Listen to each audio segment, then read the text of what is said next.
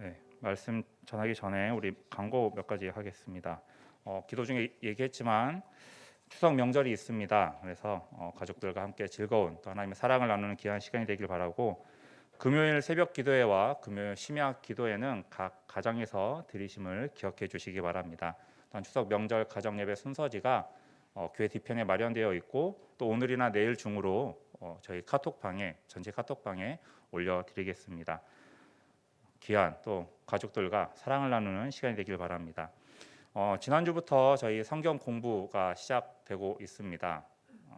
신청하지 않으셔더라도 오셔서 또 함께 하나님의 말씀을 배우시기에 힘쓰시는 저희 성도님들이 되시길 바라겠습니다. 하나님의 말씀을 보겠습니다. 마가복음 14장입니다. 마가복음 14장 3절에서 9절 말씀입니다. 마가복음 14장 3절에서 9절입니다. 신약성경 79페이지입니다.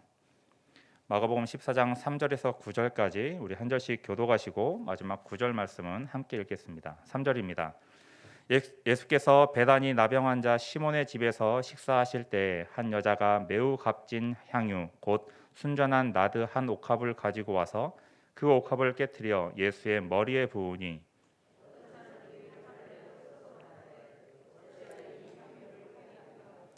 이 향유를 300데나리온 이상에 팔아 가난한 자들에게 줄 수 있었겠도다 하며 그 여자를 책망하는지라.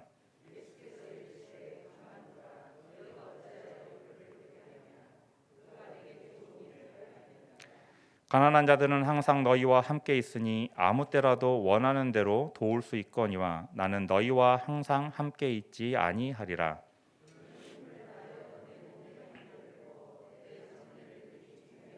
함께 읽겠습니다. 내가 진실로 너희에게 이르노니 온 천하에 어디서든지 복음이 전파되는 곳에는 이 여자가 행한 일도 말하여 그를 기억하리라 하시니라. 아멘. 오늘 본문 말씀을 가지고 무엇이 먼저입니까? 라는 제목으로 함께 말씀 나누길 원합니다. 혹시 우리 한국 사람들이 가장 존경하는 위인이 누구인지 알고 계십니까? 세종대왕 또는 이순신 장군입니다. 우리 한국 사람들은 세종대왕과 이순신 장군을 가장 많이 또 좋아하고 존경한다라고 대답을 합니다. 왜냐하면 놀라운 일들을 이루었고 또 행했기 때문입니다. 어째서 사람들은 세종대왕이나 이순신 말고도 또 수많은 위인들이 있는데 그런 위인들을 존경하고 또 좋아하는 것입니까? 앞에서 얘기했지만 놀라운 일들을 행했고 업적을 이루었기 때문에 우리가 그런 사람들을 존경하고 또 좋아하는 것입니다. 우리는 어떻게 먼 과거의 사람들이 그런 일들을 행했고 그들의 이름을 알고 있습니까? 그들이 행한 것이 기록되어졌고 또 계속해서 사람들 사이에서 그 이름이 전해져 왔기 때문입니다. 그래서 지금 많은 시간이 흘렀지만 우리도 그들이 그 먼 과거의 사람들이 했었던 일들을 알 수 있고 또 그들의 이름을 알고 있었던 것입니다. 그리고 그들을 좋아하고 또 존경할 수가 있는 것입니다. 우리가 읽는 성경에서도 많은 사람들의 이름이 등장합니다. 우리는 성경에 등장하는 많은 사람들을 알고 있습니다. 그리고 우리가 알고 있는 대부분의 성경의 인물들은 하나님의 뜻 안에서 큰 일들을 이루었고 또 하나님의 뜻을 이루어 갔던 자들입니다. 하지만 별로 큰 일을 하지 않은 것처럼 보임에도 불구하고 그 행한 일과 이름이 계속해서 사람들에게 전해질 것을 약속받은 사람이 있습니다. 그는 과연 어떤 일을 행하였기에 그러한 은혜 또는 축복을 받았는지 함께 살펴보며 은혜 받기를 원합니다. 예수님께서는 어디에 가시든지 예수님께로 온 사람들에게 말씀을 전하셨고 하나님의 나라를 가르치셨습니다. 그런데 예수님께서 전하시는 이 말씀이 이스라엘 종교 지도자들에게는 그들의 마음을 불편하게 만들었습니다. 왜냐하면 예수님께서 전하시는 그 말씀이 그들의 마음을 찔렀고 또 많은 사람들이 그런 예수님을 따랐기 때문입니다. 그래서 자신들의 위치가 위태로워지고 위험하다라고 여겼기 때문에 많은 사람들이, 그런 지도층에 있는 사람들이 예수님을 위험하게 쳐다보았습니다. 그래서 그들은 예수님을 붙잡고자 했습니다. 하지만 오늘 성경을 보면 유월절이라는 유대인들의 큰 절기로 인하여서 많은 사람들이 예루살렘에 모여 있었고, 그로 인하여서 예수님을 붙잡을 수 없었습니다. 왜냐하면 사람들에게 인기 있었던 예수님을 붙잡으면 2절에서 말하고 있는 것처럼 밀란이 일어날 수도 있었기 때문입니다. 그래서 그들의 마음이 불편하고 예수님의 마음에 들지 않았지만 계속해서 예수님을 바라만 봐야 했습니다. 이런 이스라엘 종교 지도자들의 마음이 어떠하는지 예수님은 상관하지 않으시고, 예수님은 시몬의 집에서 식사하고 계시다라고 말씀하고 있습니다. 그런데 이 시몬을 가르치는 표현이 조금 이상합니다. 3절을 보면 나병 환자 시몬이다라고 표현하고 있습니다. 당시 유대 사회적인 관습에 따르면 나병 환자는 마을에 있을 수 없고 격리되어 있어야 합니다. 그렇다면 예수님과 함께 식사하는 이 시몬도 집에 있는 것이 아니라 마을 밖에 있어야 하는데, 예수님과 함께 집에서 식사하고 있다라는 것은 이 시몬이 지금 문둥병, 그 나병을 다 앓고 있는 중이 아니라 다 회복했다라는 것을 알려주고 있는 것입니다. 그럼에도 불구하고 이 시몬을 나병 환자 시몬이다라고 말하는 것은 당시의 사람들이 이 시몬을 어떻게 여기고 있는지를 분명하게 보여주는 것입니다. 여기서 우리는 예수님께서 소외된 자를 찾으시고 함께 해주신다라는 것을 볼 수가 있습니다. 당시 나병 환자는 사람들에게 외면받는 병이었습니다. 그래서 많은 사람들이 이 나병 환자들을 멀리했습니다. 비록 그 병이 회복되었다라고 하더라도 사람들은 아마도 이 시몬을 피했을 것입니다. 우리도 3년 전에 코로나가 처음 발병했을 때 어땠습니까? 확진되고 또 격리되었던 자들이 회복해서 사회로, 집으로 돌아왔을 때에도 우리는 쉽사리 그들을 가까이 하지 못했습니다. 지금도 그러한 모습들을 우리가 보여줬는데 그 당시에는 얼마나 더 심했겠습니까? 그런데 예수님은 그런 사람들이 멀리하고 나병 환자라고 부르는 시몬을 찾으셨고, 더 나아가서 그의 집에서 식사를 함께 하셨습니다. 예수님은 사람들이 피하고 외면했던 시몬을 찾으셨습니다. 그와 함께 하시면서 그를 위로하셨고 그를 품어주셨던 것입니다. 우리도 이런 예수님의 모습을 따라가야 할 것입니다. 특별히 이번 주는 우리 추석 명절이 속해 있습니다. 가족 간의 사랑을 나누며 즐거운 시간을 보내는 것도 중요하지만 우리 주위에 소외되고 외로워하는 또 어려운 이웃들을 찾고 그들을 돌아보는 것 또한 우리가 마땅히 해야 할 일입니다. 또 그들을 위해서 함께 기도해주고 위로해주는 것이 예수님을 닮아가는 제자로서 우리가 마땅히 해야 할 일임을 기억하시길 바랍니다. 사회에서 소외된 자들을 찾아가고 또 그들을 섬겨야 하는 것이 우리 교회가 또 우리 성도로서 해야 할 일임을 기억하시고 또 그들을 위해서 함께 기도하시며 나아가시는 우리 성도님들이 되어 주시길 바랍니다. 예수님께서 시몬의 집에서 함께 하시며 그와 식사를 나누고 있을 때 한 여인이 예수님을 찾아왔다라고 성경은 말하고 있습니다.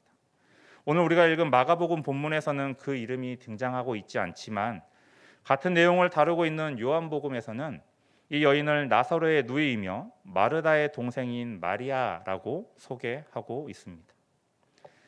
예수님께서 찾아온 이 여인, 이 마리아는 아무도 생각하지 못했던 일을 행합니다. 3절입니다. 예수께서 베다니 나병 환자 시몬의 집에서 식사하실 때 한 여자가 매우 값진 향유 곧 순전한 나드 한 옥합을 가지고 와서 그 옥합을 깨트려 예수의 머리에 부으니. 마리아가 행한 일이 무엇입니까? 가지고 온 향유를 예수님께 부은 것입니다. 그런데 예수님께 부은 그 향유가 일반적인 향유가 아닙니다. 마가는 예수님께 부은 향유를 설명하면서 순전한 나드 한 옥합이라고 말합니다. 이 나드라는 것은 동인도 지역에서 나오는 식물에서 즙을 짜낸 향기로운 향수 기름을 의미합니다. 당시 이 나드는 매우 비싸고 귀해서 흔하게 가질 수 있는 물건이 아니었습니다. 그 값어치는 5절을 보면 300데나리온 이상이다라고 말합니다. 1데나리온이 하루의 품삯이기 때문에 300데나리온은 300일 이상의 값어치를 하는 것, 지금 우리의 말로 한다면 1년의 연봉에 해당하는 값어치입니다. 이런 엄청난 가치를 가지고 있는 향유를 이 마리아가 어떻게 했습니까? 그것을 깨트려 예수님의 머리에 부었습니다. 당시 사회적 관습에 따르면 귀한 손님이 오면 그 손님에게 향유를 붓는 풍습이 있습니다. 여인은 예수님을 향한 경애와 존경의 마음으로 가장 귀한 그 향유를 예수님의 머리에 부은 것입니다. 지금 시몬의 집에서 예수님께 향유를 부은 사건이 발생했습니다. 그런데 이 사건에 대한 반응이 두 가지로 나눌 수 있습니다. 먼저는 향유를 부은 여인입니다. 이 여인의 반응은 앞에서 말한 바와 같이 예수님을 향한 존경과 경외심을 가지고 그 귀한 향유를 예수님께 부은 것입니다. 이것이 예수님을 향한 여인의 반응입니다. 그런데 다른 한 가지 반응이 있습니다. 4절과 5절입니다. 어떤 사람들이 화를 내어 서로 말하되 어찌하여 이 향유를 허비하는가? 이 향유를 300데나리온 이상에 팔아 가난한 자들에게 줄 수 있었겠도다 하며 그 여자를 책망하는지라. 여인의 행동에 따른 다른 반응은 바로 화를 내며 책망하는 것입니다. 화를 내는 자들은 아마도 예수님과 함께 식사를 하는 자리에 있었던 자들이었을 것입니다.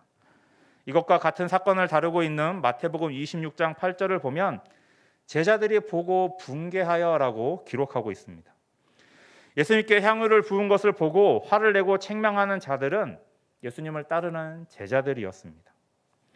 제자들이 화를 내며 분개했던 이유가 무엇입니까? 4절 말미에 보면 어찌하여 이 향유를 허비하는가입니다. 여인이 예수님께 부은 향유를 제자들은 허비했다라고 여기고 있습니다. 왜냐하면 5절에서 말하고 있는 것처럼 이 향유의 값이 300데나리온을 넘는 엄청난 값어치를 가지고 있기 때문입니다. 사람들은 자신이 생각하지 않았던 일들을 당하면 처음에는 어이없어 하지만 시간이 지나면서 분노하게 됩니다. 지금 제자들의 모습이 그러합니다. 마리아가 와서 향유를 깨서 예수님의 머리에 부었을 때 처음에는 이게 뭐지? 라고 쳐다보고 있다가 시간이 지나면서 점점 분노하게 된 것입니다. 제자들은 이 여인이 엄청난 값어치를 가지고 있는 그 향유를 그냥 허비했다라고 생각한 것입니다. 그러면서 그 대안으로 그것을 팔아서 가난한 자들을 도와주는 것이 더 나았다라고 말합니다. 제자들이 여인을 책망한 것은 그것을 가지고 예수님께 기름 부은 것이 아니라 더 가치 있고 좋은 것에 의미 있게 사용할 수 있었다라는 것입니다. 제자들이 말하는 좋은 것은 바로 가난한 자들을 돌아보는 것입니다. 마가복음 10장 21절입니다. 예수께서 그를 보시고 사랑하사 이르시되 내게 아직도 한 가지 부족한 것이 있으니 가서 내게 있는 것을 다 팔아 가난한 자들에게 주라. 그리하면 하늘에서 보화가 내게 있으리라. 그리고 와서 나를 따르라 하시니. 제자들은 얼마 전에 예수님을 찾아와서 영생을 묻던 부자 청년이 생각났을 것입니다. 그때 예수님께서는 그 부자에게 분명 가지고 있는 것들을 다 팔아서 가난한 자들을 도우라라고 말씀하셨습니다. 제자들은 이런 예수님의 가르침을 잊지 않고 기억하고 있었던 것입니다. 그리고 지금 그 말을 하고 있는 것입니다. 제자들은 예수님이 가지고 온 향유를 예수님께 부음으로써 단 한 번에 다 허비하는 것이 아니라 그것을 팔아서 가난한 자들을 돕는 것이 더 효과적이고 유용한 것이다라고 생각하고 있는 것입니다. 분명 제자들의 이러한 생각은 틀린 것이 아닙니다. 오히려 칭찬받아 마땅한 생각입니다. 제자들이 말한 것은 분명히 예수님께서 말씀하셨고 또 가르치셨던 내용입니다. 예수님께서 가르쳐 주신 그 말씀을 이제 실천할 수 있는 기회였던 것입니다. 또한 가난한 자들을 돕는다는 이 제자들의 생각은 구약 성경에 기록되어 있는 하나님의 말씀을 또 잘 따르고 있다라는 것을 보여주기도 합니다. 구약 성경을 보면 하나님은 고아와 가부, 나그네를 위하시며 그들을 돌보며 그들을 위하라라고 명령하십니다. 그들은 모두 가난하고 사회적 약자에 위치한 자들입니다. 제자들은 그 향유 옥합을 팔아서 그들을 도움으로써 하나님의 말씀을 우리가 따르고 있다라는 것을 보여줄 수 있다라고 생각했습니다. 제자들의 생각이 틀린 것입니까? 제자들의 생각은 옳은 생각이었습니다. 오히려 따라야 하고 또 그렇게 실행했다면 큰 칭찬을 받을 수 있는 생각이었습니다. 그러한 생각을 했다라는 것만으로도 제자들은 충분히 칭찬받아 마땅합니다. 하지만 이러한 제자들의 말과 모습에 예수님의 반응이 어땠습니까? 여인과 제자들 중에서 예수님은 어느 누구를 칭찬하셨습니까? 6절입니다. 예수께서 이르시되 가만두라 너희가 어찌하여 그를 괴롭게 하느냐 그가 내게 좋은 일을 하였느니라. 예수님은 가난한 자들을 돕겠다라고 말하는 제자들을 칭찬하지 않으셨습니다. 분명히 칭찬받아 마땅한 생각이었지만 제자들을 두둔하지 않으셨습니다. 오히려 예수님은 예수님께 향유를 부은 여인의 마리아의 행동을 칭찬하셨습니다. 예수님께 값비싼 향유를 부은 마리아나 그것을 팔아 가난한 자들을 돕는 것이 낫다라고 말한 제자들이나 둘 모두 옳은 일이었고 또 합당한 행동이었습니다. 하지만 예수님은 두 가지 행동 중에서 오직 마리아의 행동만을 칭찬하셨습니다. 예수님은 이 여인의 행동을 내게 좋은 일을 하였느니라 라고 평가하십니다. 단순히 값비싼 향유를 예수님께 부었기 때문에 예수님이 좋았다라고 말씀하시는 것이 아닙니다. 이 여인이, 이 마리아가 예수님을 대접하는 것이 좋았기에 예수님께 좋은 일을 행했다라고 칭찬한 것도 아닙니다. 예수님께서 이 여인을 칭찬하신 이유는 8절에 나와 있습니다. 8절입니다. 그는 힘을 다하여 내 몸에 향유를 부어 내 장례를 미리 준비하였느니라. 예수님은 이 여인이 가진 것을 모두 부어서 예수님을 섬겼다라고 말하고 있습니다. 이 힘을 다하여라는 표현은 가진 것이 넉넉한 중에 어느 정도를 내어놓았다라는 것이 아니라 이 여인이 마리아가 할 수 있는 최대의 것으로 자신이 가지고 있는 것 중에 가장 중요한 귀한 것으로 예수님을 섬겼다라는 것을 의미합니다. 마리아가 최선을 다하여 예수님을 섬겼던 이유가 무엇입니까? 예수님의 장례를 미리 준비했기 때문입니다. 당시 유대 사회의 간습에서는 죽은 자에게 향유를 붓는 간습이 있었습니다. 근데 성경을 보면 예수님은 돌아가신 이후에 기름 부음을 받지 못했습니다. 하지만 예수님은 그 전에 미리 이 향유 기름 부음을 당하신 것입니다. 물론 마리아가 예수님께서 죽으실 것을 알고 그것을 미리 준비해서 향유를 부었다라고 생각할 수는 없습니다. 단지 마리아는 예수님을 사랑하는 마음으로 예수님께 최선의 것으로 최고의 것으로 섬기겠다라는 마음으로 나아온 것입니다. 그리고 그 자신이 할 수 있는 가장 겸손의 모습으로 예수님을 섬겼습니다.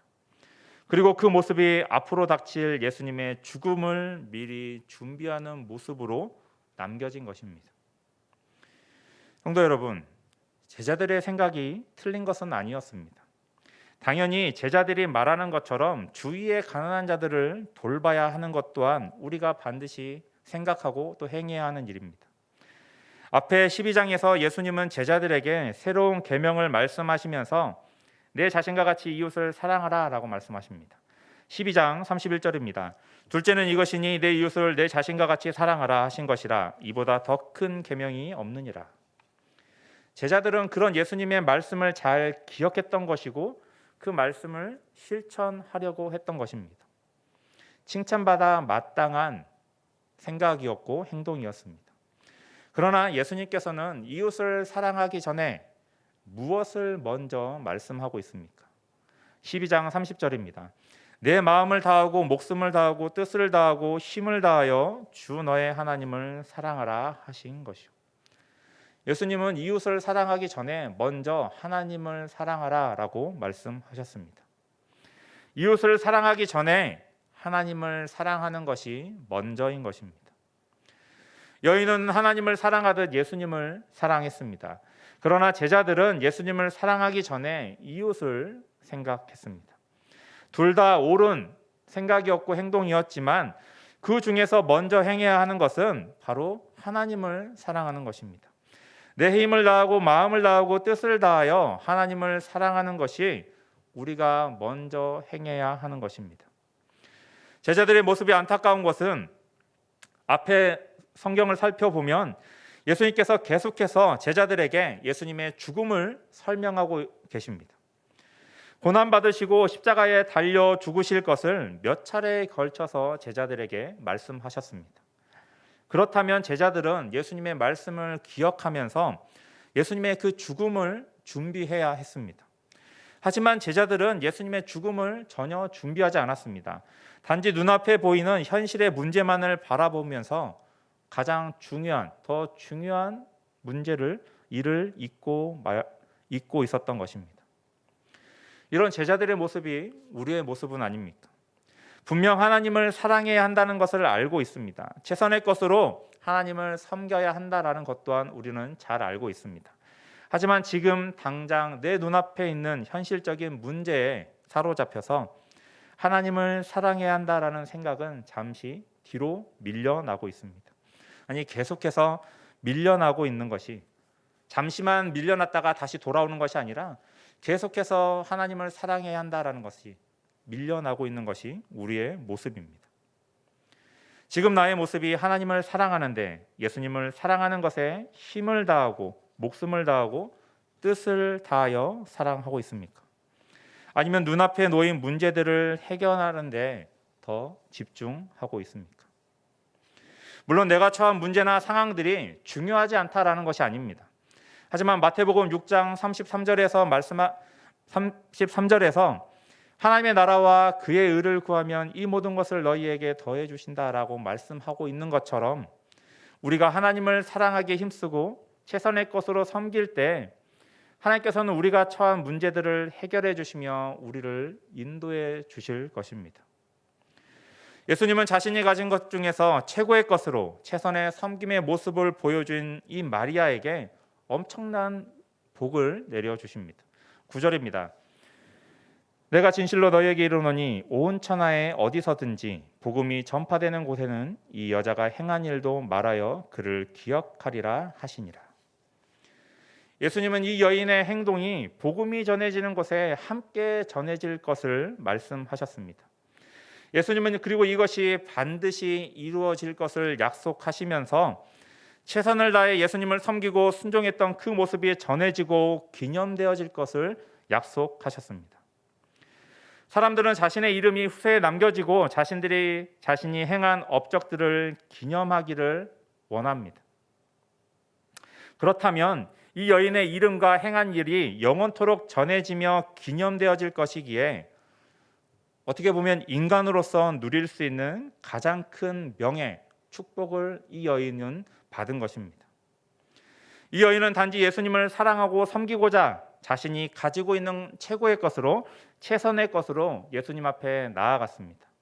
그 결과가 이 여인이 행한 모든 것이, 이 여인의 이름 마리아가 땅끝까지 전해지며 기념되어졌습니다.